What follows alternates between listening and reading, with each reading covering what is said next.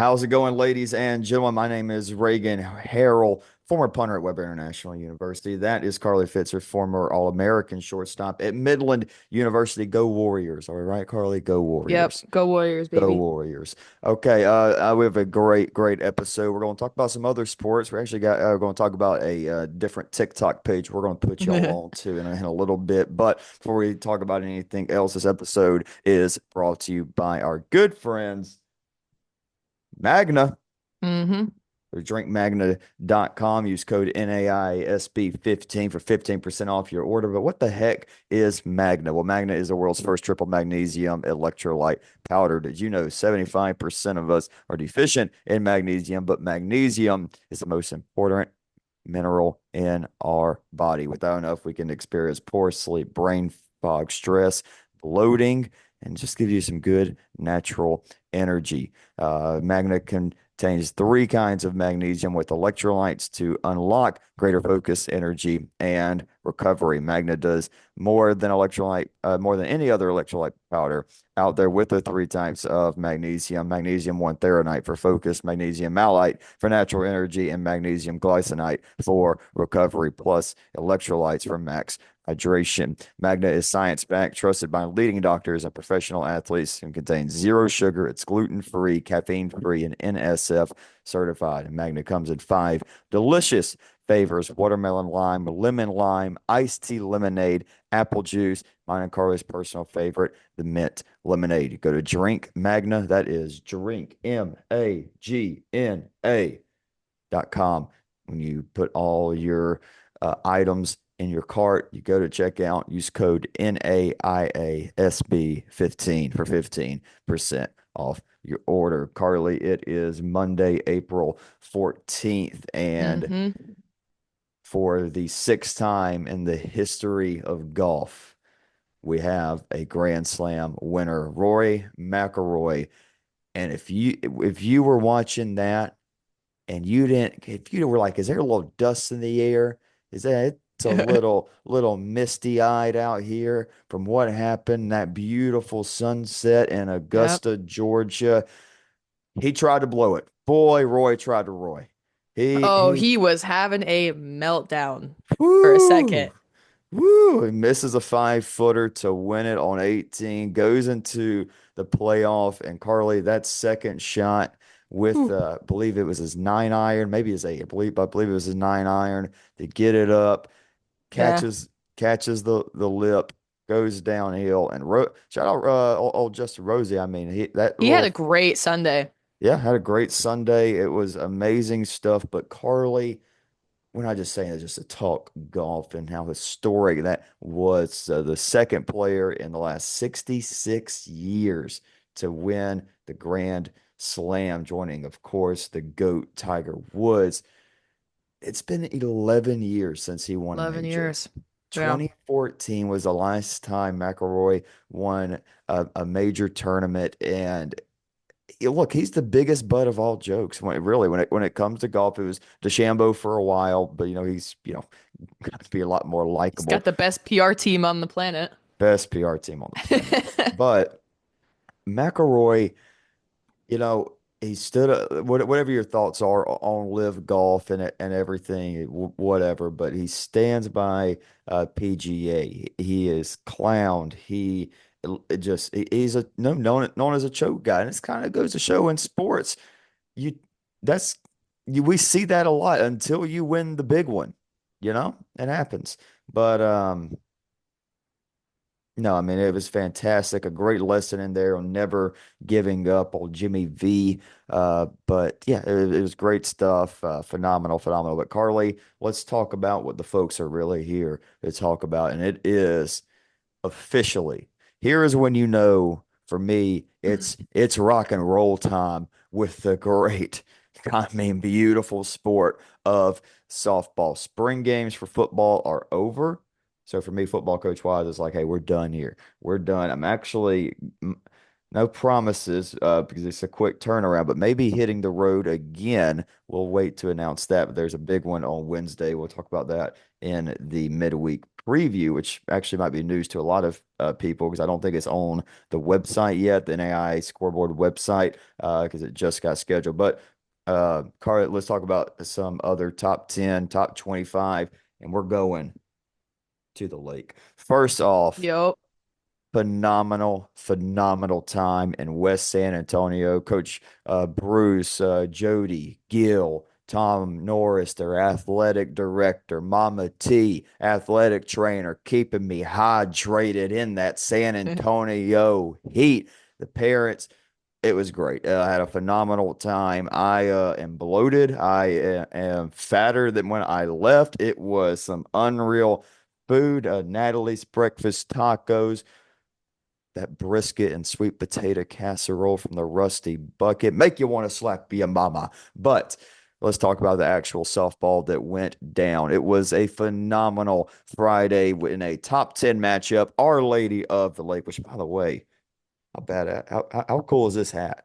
You How, you how, look pretty pimp right there. how cool is Mm-hmm. that? I caught myself there. I almost said a bad word, but I caught myself. But hey, very cool hat. The Lake, they hooked me up with some good merch. Matches well with this Madonna hoodie. We'll be talking about their picture here in a little bit. But all right, Olu, they split on Friday with LSUA. The Generals go in and do what they needed to do. They needed to take one first time in like 3 years since Olu has lost a conference game in the regular season. But how about LSU? A little three game they had. They came in, and we all know what happened in the conference tournament last year. Now, Mm-hmm. of course, which is one more thing about Olu that I got to see that ring in person they got. That's a ring. That is Yeah. a ring. That is a Yeah, it's pretty beautiful cool. ring.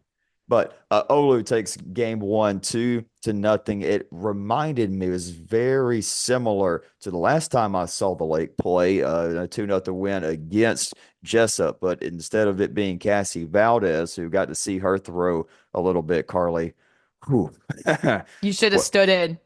no, God, no. I'm good. But I had to squint a little bit. That wasn't number seven. It was number 44, Ava Hernandez. How about a complete game two hitter with 8 strikeouts, shutting down one of the most dangerous lineups in NAI softball in the Generals. Kayla Rogers, RBI single in the fourth, broke the 0-0 tie. And then Christy Salas, we got a awesome mic'd up video coming out later this week on YouTube with Yeah. Christy. I mean, some unreal content there. It was her senior day against Texarkana. Great stuff.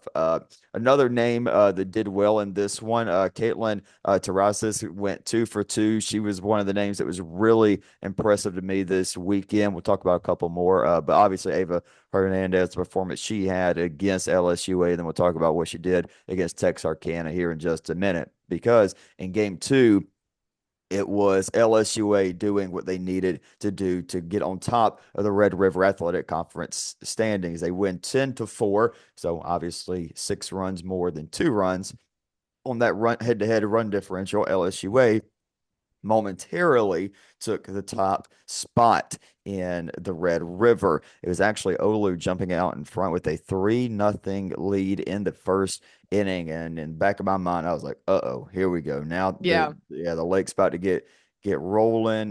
Primrose just threw for LSUA. What's going to happen? But how about Haley Primrose with a 2-run bam? And when I mean bam, I mean it was a bam, Carly, in the second inning. Gave LSUA their first runs of the day. They then break the game wide open in the third inning, putting up a 5 spot. And then the cherry on top that really got LSUA a comfortable lead and secured that run differential win in the double header was Jillian Howell's 3-run home run in the fifth inning. It was the death blow.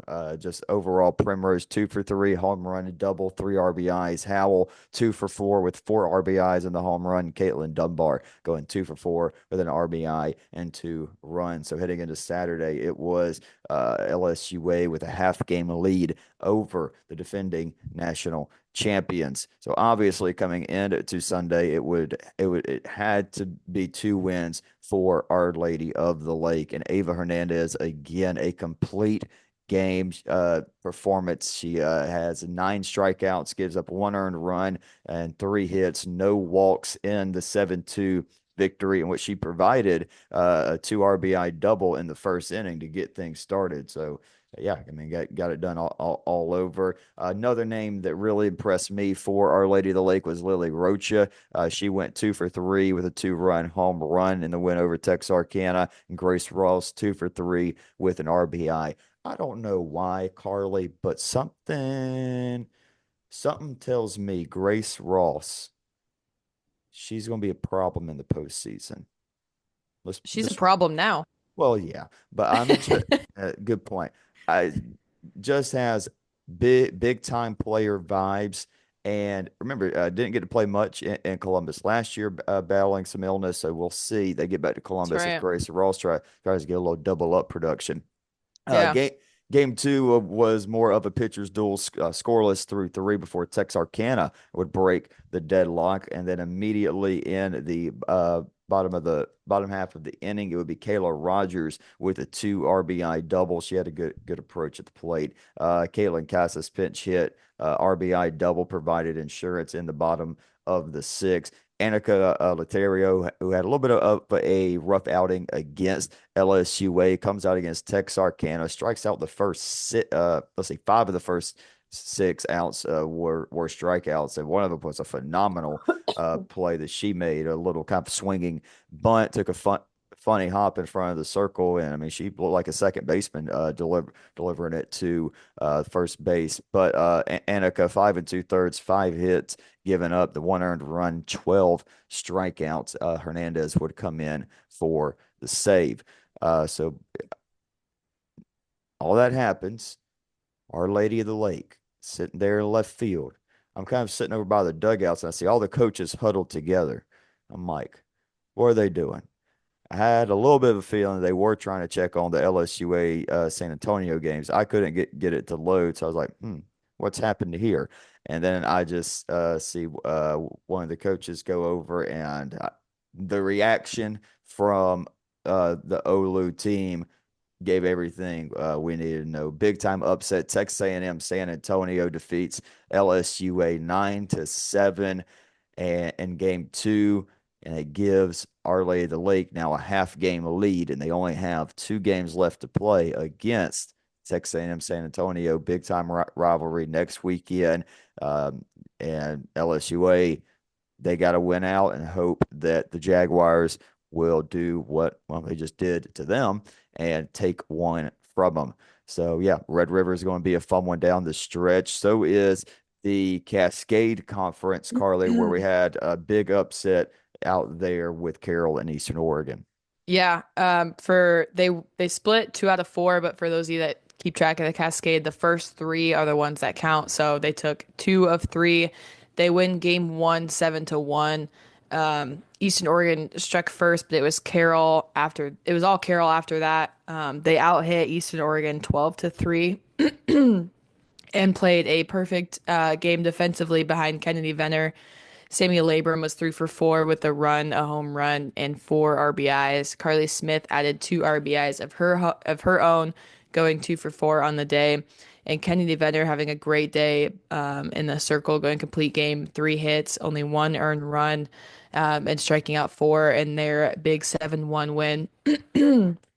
Game two was Eastern Oregon. This was a good, fun, close one. It was 6-5. Bats got hot as they scored three in the first. Carroll would take the lead in the top of the third. And then EOU would respond with two of their own. Eastern Oregon would add an insurance run in the bottom of the fifth, and that would be all that they would need to take game two. Hannah Tyree was 1 for 4 with a run and two RBIs. Raygun Clippert was 2 for 3, RBI and a run of her own. And then Isabel King in the circle would get the win, going 4 innings, three hits, one earned run. and just one strikeout.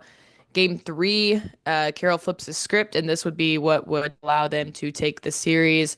They win at 7-5. They grab a 4-run lead after the fourth.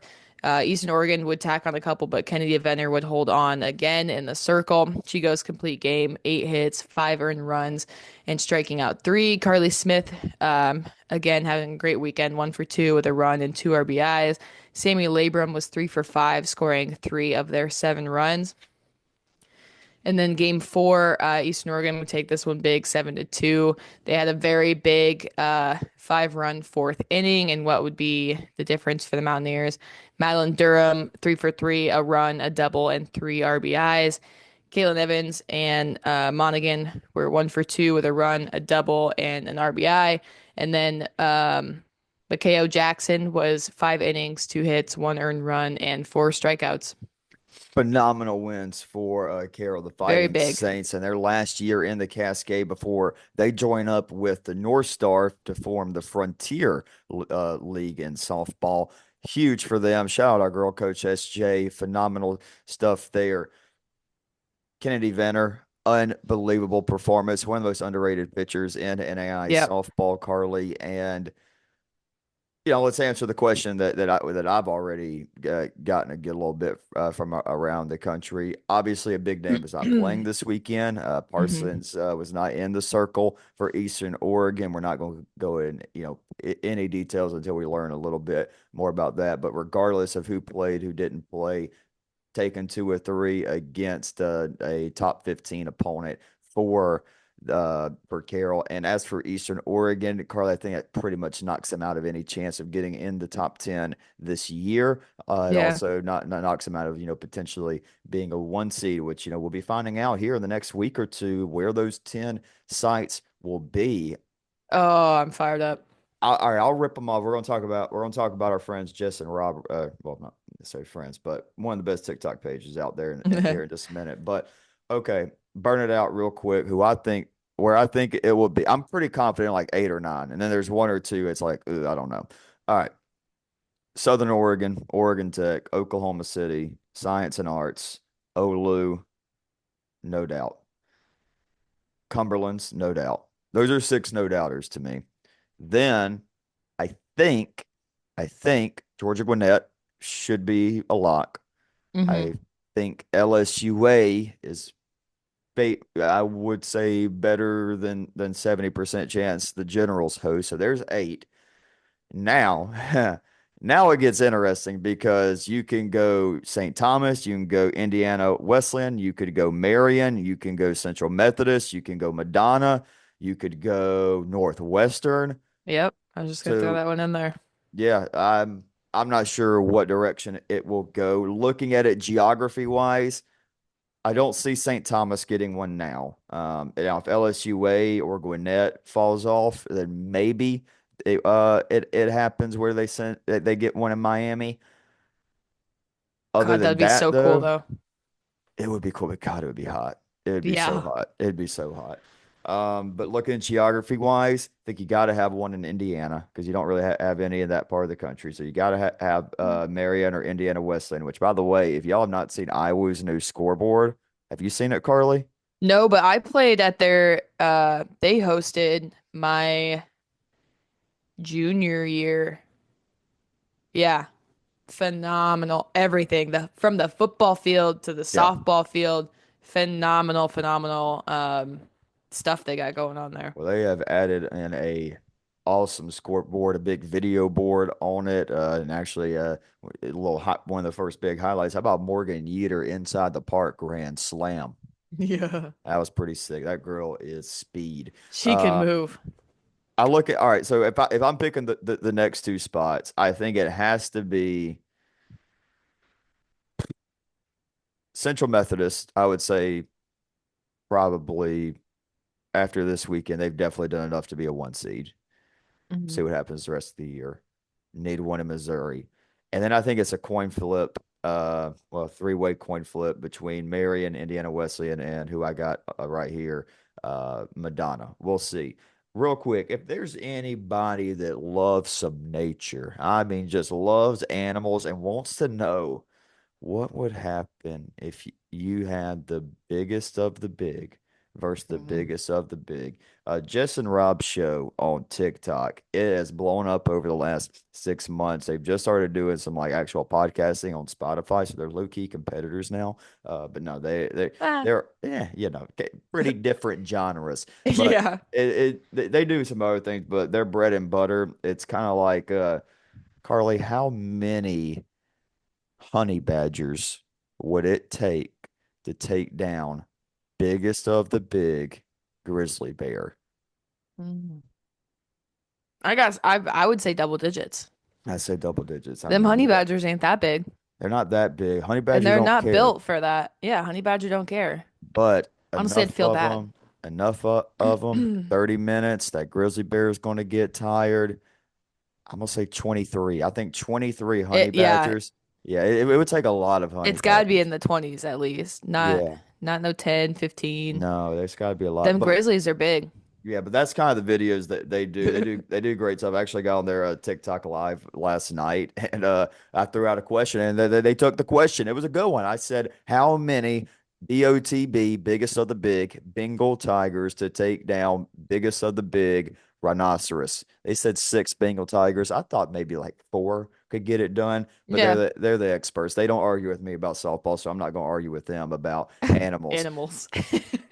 Carly, let's go down to the Southern States Athletic Conference, where once again the hottest team in NAIA softball. And if I am one Yeah. of those teams I just mentioned, where you gonna be hosting a regional and as a one seed, and you see the Knights from Middle Georgia State in their last year in the NAIA before they go D2, I'm in a little. It's a good team. They are now winners of 17 in a row, and they have clinched the Southern States Athletic Conference after they took two from the Thomas Nighthawks, who just swept Mobile and William Carey last weekend. Game one, 6-1. Madison Cosgrove, 2 for 3 on the day. Her two RBIs were a big contributor, and the solo shot in the third inning would break the deadlock. And then after taking the lead, they get three outs, and then immediately have a 4-run fourth inning, and Kaylee Oliver goes 2 for 3 with two RBIs. I know little apology, little bad podcasting here. I know it was Emily Proctor who pitched for Middle Georgia State, but I do not have her stat line, so I'm just stalling a little bit while I pull that one up real quick on the phone, Carly. But I tell you what, you start looking at some of these wins they've rattled off in a row: two against Faulkner, two against Georgia Gwinnett, two against William Carey, and now two against Thomas. These aren't just cheap wins that they're No. putting together. But Emily Proctor, 7 innings, 7 hits, one earned run, 3 walks, 6 strikeouts in her performance. And then a little bit more competitive game in game two, 9-6. Thomas actually led around the halfway mark heading into the fourth inning. They were up 3-1, and then another big fourth inning. I mean, how about 7 runs in the fourth inning in the doubleheader for Middle Georgia State? That 3-run fourth inning would give the Knights a 4-3 lead before Caroline Albrighton, before Caroline Albrighton, who went 3 for 4 with a pair of RBIs in a double, would stretch the lead in the fifth inning. Adams for Thomas would tie the game when they put up a three spot in the bottom half with her 2-run shot. But then RBI doubles from Grace Avery and Alexis Cosgrove, who went 2 for 3 with 2 RBIs, secured the win. Proctor actually came back in and got the save with no hit 2 innings. But Carly staying in the SSAC, two teams that need to start building up some momentum here in late April. Mobile and William Carey, they split it up. Yeah, they do. Two really good pitchers duels here. Game one was 2-1. Mobile would take it. It was scoreless until the bottom of the sixth. William Carey would push one across. Liz Cross would score on a throwing error. Mobile responded in the top of the seventh. Lucy Spista reached on a fielder's choice to score one, and then Gracie Mitchell brought one in with a sac fly to left field, and that would be all that the Rams would need. Riley Smith in the circle, 7 innings, 6 hits, only 1 run allowed. and no walks or strikeouts. So a lot of defensive work there for the Rams. And then game two would be 2-0. William Carey would take this one. The only scoring was done in the bottom of the third, courtesy of a Layla Clark 2-run shot. She would finish the day 2 for 3, a run, a home run, and 2 RBIs. Albany Fussell was 2 for 3 at the plate, and then Ryan Hornsby, 7 innings, 3 hits, 3 strikeouts in her complete game win over William Carey. Well, just talking about another team that used to be in the Southern States, now in the HBCU conference. How about Stillman taking down a Division One team in Tuskegee, 11-6? Now, back-to-back weeks, we've seen an NAIA team split with a Division One. Stillman got up 6-1 after a 5-run second inning. One of the best shortstops in the country, Lauren Haskins, goes 2 for 5 with 4 RBIs and a stolen base. Her left side of the infield partner, Madison Bubel, went 2 for 4 with 2 RBIs, and first baseman Carly Davidson would go 3 for 4 with an RBI. And the center fielder, Caroline Carter, 2 for 4, 2 stolen bases, and 2 runs. Carly, let's go up to the Heart of America, where we had our Heart Series of the week with Central Methodist and Grandview. But first, it was Grandview taking 2 from Benedictine. Yeah, two really good wins for Grandview. They win game one, 5-1. They scored first in the bottom of the third. Benedictine scored first in the bottom of the third. Grandview respond with 2 in the fifth and then 3 in the seventh to put the game away. Samantha Holbert was 3 for 4 with a run, a double, and 2 RBIs. Nevaeh Randall had a great 2 game series here. She went 2 for 3 in this one with a run and an RBI. Madeline Waldorf was complete game, 7 hits, only one earned run, and striking out 3. Game two a little bit closer, but Grandview would still pull away with it. They take it 4-2. This time Grandview would score first, and they would hold the lead until the Ravens would tie it up in the bottom of the sixth, 2-2. Grandview would score again 2 in the seventh to secure the win. Nevaeh Randall 2 for 3 with a run and an RBI. Gabriella Tabor 1 for 3 with a double and an RBI. And then Maddie Huseman getting it done in the circle, complete game, only 4 hits, one earned run. She did walk 5, didn't have any strikeouts, but really good defensive work by the Vikings there. Breaking up a little bit, you there? Yeah, All right, we're good. Uh, good. yeah, I think it's a Wi-Fi on my end. But no, we're fine now. Okay. Central Methodist, they take 2 from Grandview to jump them in the conference standings, and I think those are 2 massive wins against the receiving votes team in our Heart Series of the week. I think that locks up the Eagles. Good or not locks up, but certainly good chance to win out the regular season and win the Heart regular season and be the 1 seed in Cedar Rapids, Iowa, where I will be heading for coverage of the Heart softball tournament. Cannot wait for that. But game one, it would be the Eagles taking it 4-2. Center fielder Casey Jolly's 3-run home run was the big difference maker in the third inning. She went 2 for 3. How about she did the hard part of the cycle, Carly? A home run and a triple. Elizabeth Palumbo also went 2 for 3 with a double. Haley Cotter in the circle. Boy, how big has she been stepping up in the ace role for Central Methodist this year? Complete game, 3 strikeout performance. In game two, Central Methodist would take that one 3-1. It was deadlocked through 4. And Madison Roberts, another really good shortstop in NAIA softball, would break the tie with an RBI single in the fifth before Kylie Miracle would tie it back up for Grandview. Rachel Brandt would score Casey Jolly to give Central Methodist the lead on a sac fly, and then Jolie Kreider would add insurance to secure that 3-1 win. Veronica Dirth had a solid 5 innings before Cassidy Brent would come in. So Dirth and Brent responsible in the circle. Carly, moving on to the Southern, not the Southern States, apologies, but to the Sooner Athletic Conference. It would be Texas Wesleyan and USAO. USAO wins the series, but Texas Wesleyan, they got a big one from the Drovers. They did, yeah. They snuck in a 5-3 win against USAO on, I think it was Friday. They've had a big 4-run fourth inning that would propel the Rams to their win over the Drovers. Shortstop Ashley Derelek was 2 for 3 on the day, or in the game with a double and 2 RBIs. Katie Rodriguez and Maddie Fry would each record 2 hits and an RBI themselves. And then Kylie Barnes having a phenomenal day in the circle against a really good Drovers team. 7 innings, 4 hits, only 2 earned runs, and striking out five in a big win for Texas Wesleyan over USAO.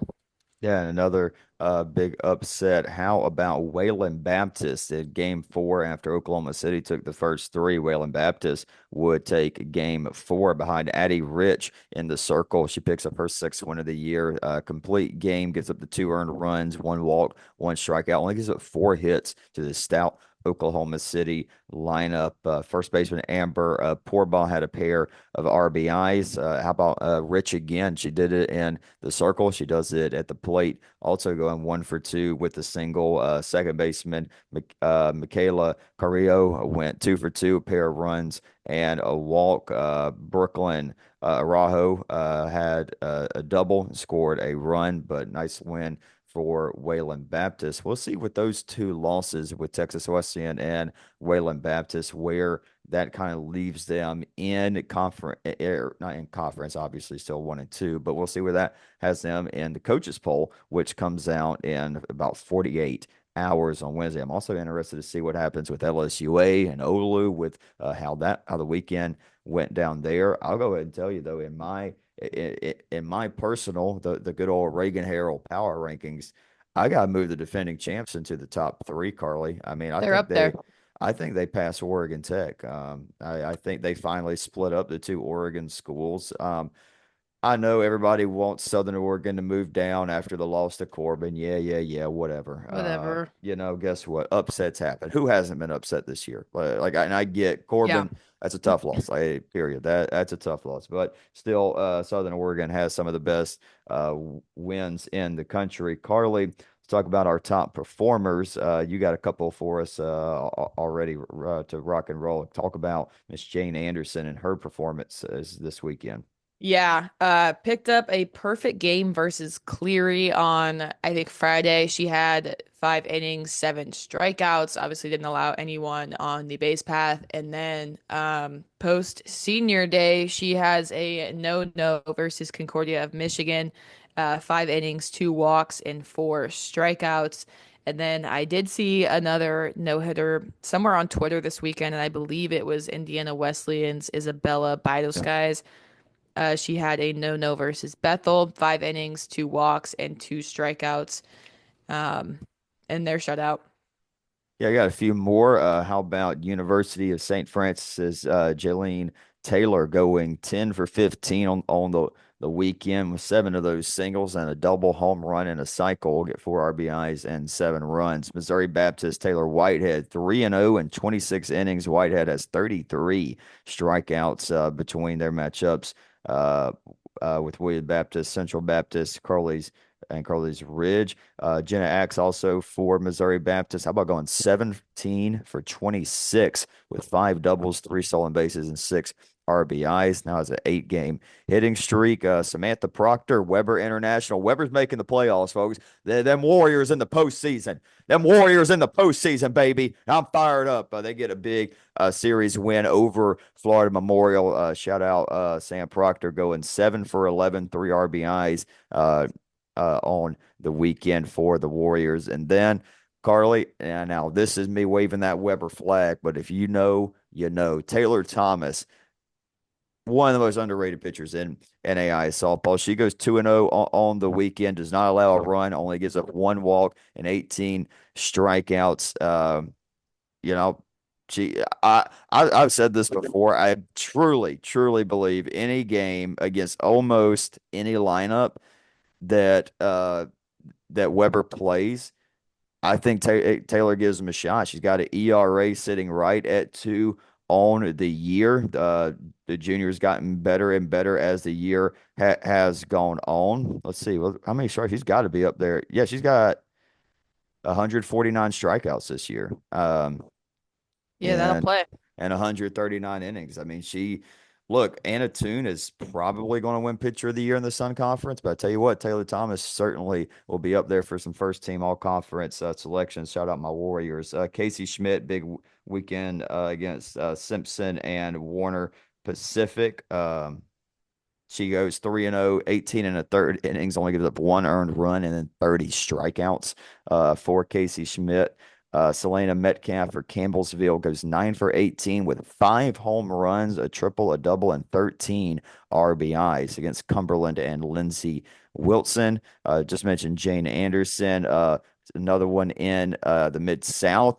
Uh, Michaela Wilkins for the University of the Cumberlands goes 13 for 18, a pair of doubles, a home run, and 11 RBIs against Bethel and Cumberland.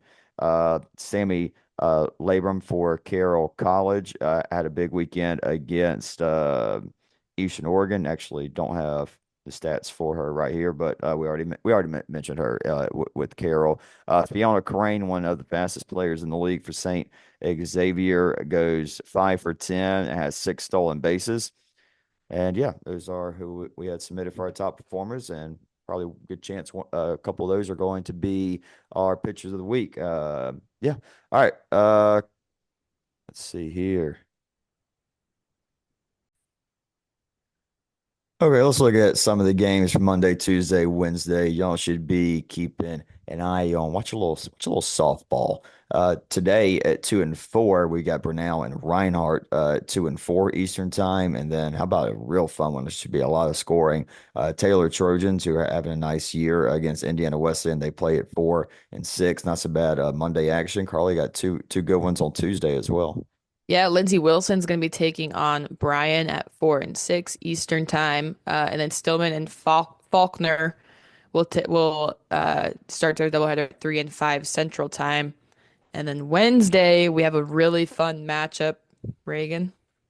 I'm excited for this one. Cumberland's and Georgia Gwinnett.